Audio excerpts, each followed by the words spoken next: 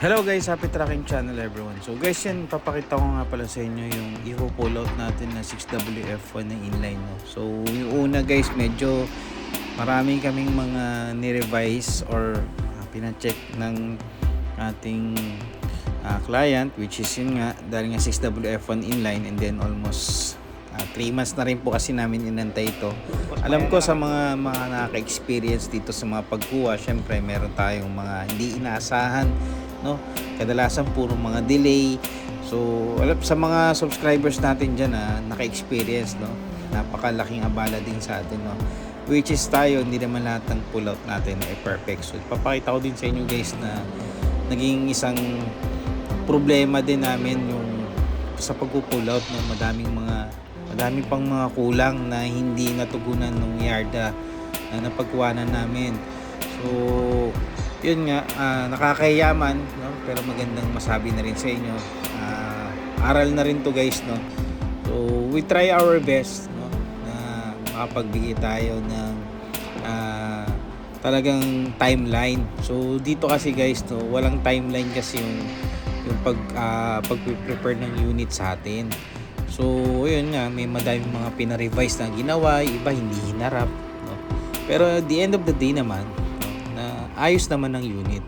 Nasa magandang pag-uusap lang naman yan. Siyempre, customers always right pa rin naman yan, no? So madaling salita guys, nagkaroon din kami talaga ng mga problema. Pero guys, walang problema sa engine.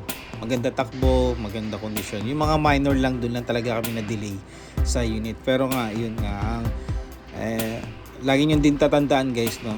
Especially sa mga new owner ng mga truck. Pag mga Japan surplus po kasi talaga as is per is pa rin naman po yan. Although medyo huwag lang po natin tataasan yung expectation natin sa unit dahil nga po sabi ko nga po sa inyo, Japan surplus yan, no? May mga bagay na hindi talaga ginagalaw na ng mga dealer dito.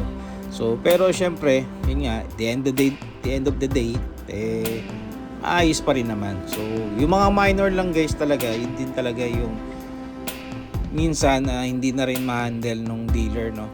May mga ganun talaga guys, no, dahil hindi nga may lalabas, pero naayos naman. Nagkaroon problema sa airbag guys, na hindi siya nag-automatic, no. Mali yung module pero nagawa na rin naman. At pagkatapos nga guys, inabot na kami ng gabi, no. Natapos na po kami dito ng alas 8 ng gabi.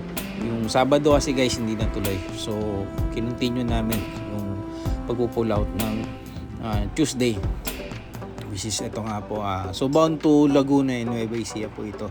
Kaya yun, 6WF1 na inline. So finally nailabas na rin nila yung unit na inaasam nila dahil gagamitin na rin nila ito para sa biyahe. Kaya guys, yun, lagi po kayong mag-iingat, no? Tatandaan nyo din po palagi na always drive safely sa atin. So yun lang guys, maraming salamat. Happy tracking channel everyone.